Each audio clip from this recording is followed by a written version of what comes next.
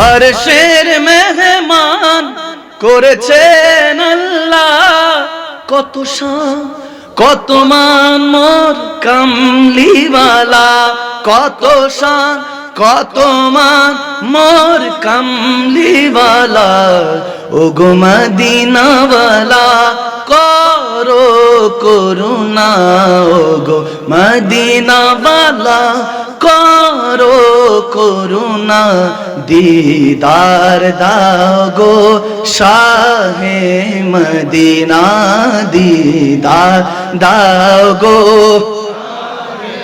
Medina.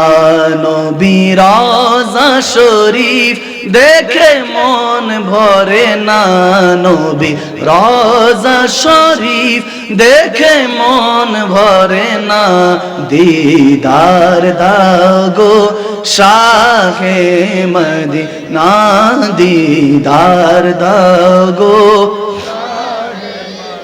করেন তাহলে আমার নবী 63 বছরে একটাও মিথ্যা নাই, আপনার জীবনে মিথ্যা থাকতে পারবে না। আওয়াজ দেয় না ঠিক না? আমার নবীর জীবনে 63 বছরে একটা চগলখড়ি নাই, সুদ ঘুষ নাই, হারাম কে হালাল হালাল কে হারাম নাই, এক টাকা ইনকাম করতে 10টা মিথ্যা কথা, 10টা মিথ্যাকে ধামাচাপা দেওয়ার জন্য 100টা মিথ্যা কথা। আমার নবীর জীবনে এগুলো কোনো কিছু নাই, ধোঁকাবাজি নাই, কোন মানুষকে ধোঁকা দিয়ে বোকা বানানো নাই।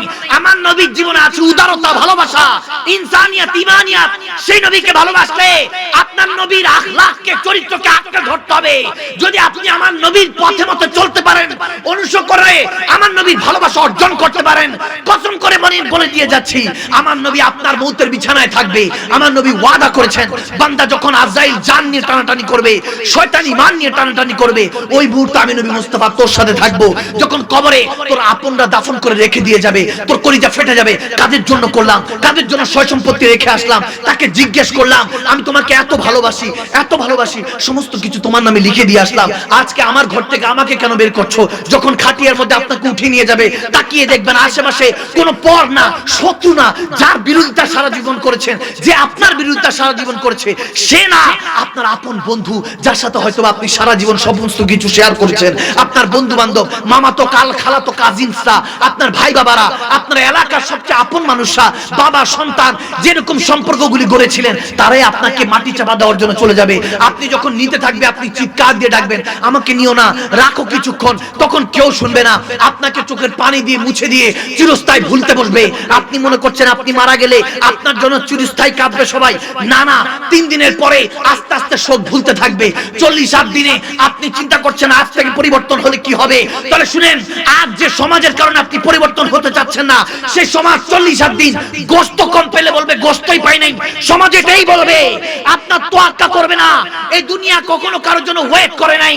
এই আসফারা সাফিলিন বলা হয়েছে দুনিয়াকে, নিকৃষ্ট এই দুনিয়া, আহসানি তাকওয়িম, সবচেয়ে সুন্দর করে রব্বে করিম আপনাকে সৃষ্টি করেছিল, বলেছিল বান্দা সবাই তোকে ভুলে যাবে, কিন্তু আমি রব এবং আমার রাহমাতুল আলামিন হাবিব তোকে কখনো ভুলবে না।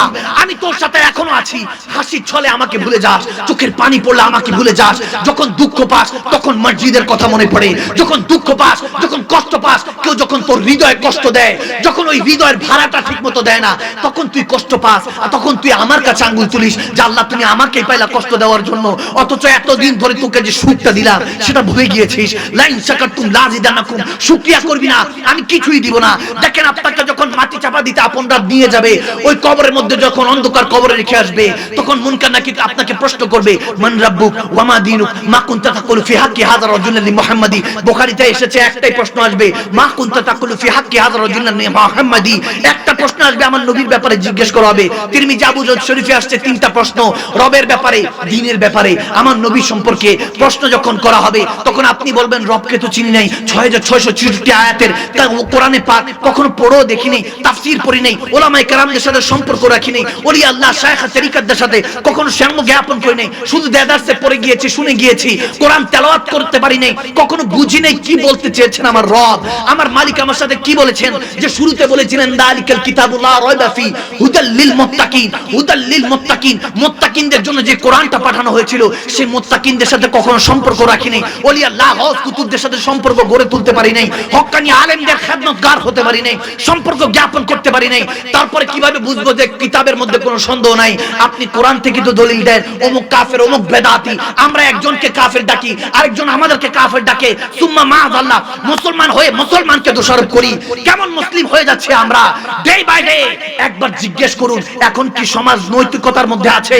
না না, জোর যার মূল্য তার। আপনি কি দেখেন না আলেমরা বসে থাকে, যারা মূর্খ, বোমা মারলেও সূরা ফাতিহা তেলাওয়াত করতে পারবে না, সে কথা বলে, তার কথা শুনে লাখো মানুষ হাতে তালি দেয়।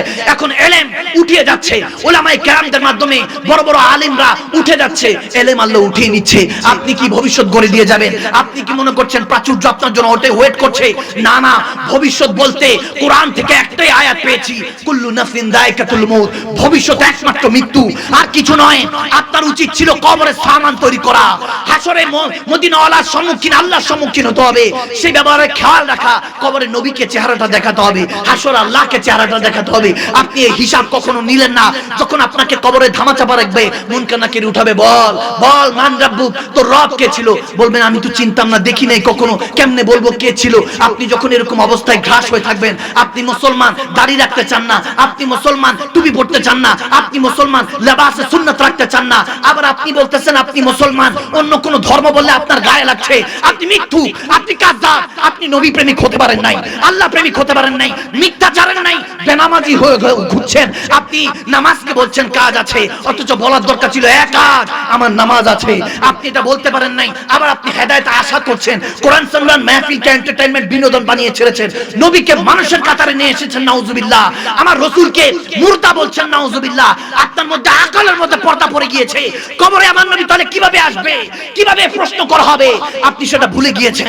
আমার রব চাইলে বাবা ছাড়া ঈসা রুহুল্লাহকে পয়দা করে দেখিয়েছে, সেই রবের শান কি বুঝবেন? আপনি তো নবী মুস্তাফার শানই বুঝেন নাই, আল্লাহর শান কিভাবে বুঝবেন? এখনো সৃষ্টির মধ্যে যিনি শ্রেষ্ঠ সেই নবীর শান বুঝেন নাই, স্রষ্টাকে কিভাবে বুঝবেন? আগে আপনাকে নবীকে বুঝতে হবে।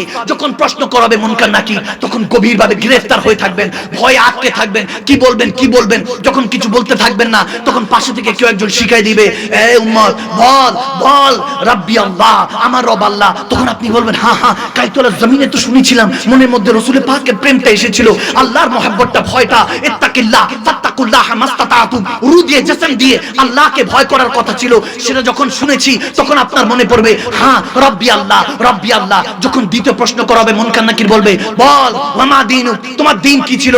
বলবেন যে কোন ধর্মে ছিলাম, হিন্দুদের সাথেও চলতাম, খ্রিস্টানদের সাথেও চলতাম, নাস্তিকদের সাথেও চলতাম, আস্তিকদের সাথেও চলতাম, কি বলবো কি পারবেন, সমস্ত কিছু আপনি ভুলতে বসবেন। যখন ঘাবড়ে থাকবেন, ভয়ে আটকে থাকবেন, ঈমান কখনো মজবুত করেন নাই, আমল ঠিকমতো করেন নাই, আপনি ঘাবড়ে থাকবেন, পাশে থেকে কেউ একজন বলবে বল দ্বীন আর ইসলাম, তোর ধর্ম ইসলাম। তখন আপনি বলবেন হ্যাঁ হ্যাঁ দ্বীন আর ইসলাম। যখন ঘাবড়ে বলবেন দ্বীন আর ইসলাম, কোনো প্রশ্ন পাস হওয়ার পরে এরপর চিন্তা করছেন কিভাবে আমি ফুল মার্ক নিয়ে আমি জান্নাতের অধিবাসী হব, ওই অবস্থায় যখন ঘাবড়ে থাকবেন, যদি কসম করে আমি মাকদুম শাহ মাদানী বলে দিয়ে যাচ্ছি, আমি মাদানী সাহেব বলে দিয়ে যাচ্ছি, আজকে যদি সহিহ আকীদা নিয়ে তওবাতুন নাসুহা করে উঠতে পারেন, কসম করে বলে দিয়ে যাচ্ছি, সেই রাব্বুল ইজ্জাতের যার কবজায় আমি মাদানী সাহেবের রূহ আছে, যিনি এই মুহূর্তে চাইলে আজরাইল আলাইহিস সালামকে পাঠিয়ে আমার রূহ কবজ করতে পারেন, সেই রবের কসম করে বলে দিয়ে যাচ্ছি, লা ইলাহা ইল্লাল্লাহ মুহাম্মাদুর রাসূলুল্লাহ সাল্লাল্লাহু আলাইহি সাল্লাম আমার নবী, আমার আল্লাহর কলমার কসম করে বলছি, যদি সেই নবী হয়ে যান, যদি আজকে তওবাটা ঠিকমতো করতে পারেন,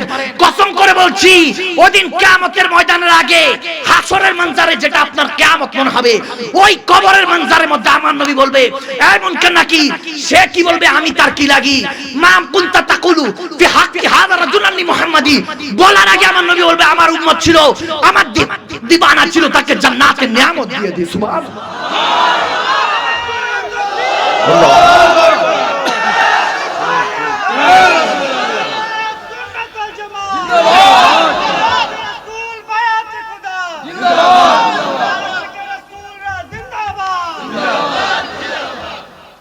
আল্লাহু আকবার বলবেন না? আওয়াদানাতে গিয়েছেন লা মাকানি, দুনিয়াতে একজনই আর কেউ না, সে নবী হতে পারছে? কখনোই না। নিজের সাথে নিজে তো আর মিথ্যা বলতে পারবেন না। আপনি ভাবছেন রিজিক রিজিক রিজিক রিজিক, আপনি রিজিকের পিছনে দৌড়াচ্ছেন, রিজিক দাতার পিছনে তো দৌড়ালেন না, কখনো আসবে না। আপনার হেদায়েত তখন আসবে ফাত্তাবিউনি ইউহিব্বুকুমুল্লাহ। আমার আল্লাহ বলতেছেন নবীর হয়ে যা, আমি আল্লাহ তোকে প্রমিস করছি, ওয়াদা করছি, যখন নবীর হয়ে যাবে, নবী যদি কবুল করে নেয়, আমি ওয়াদা করলাম তোকে বান্দা থেকে বন্ধু বানিয়ে দিব। সুবহানাল্লাহ।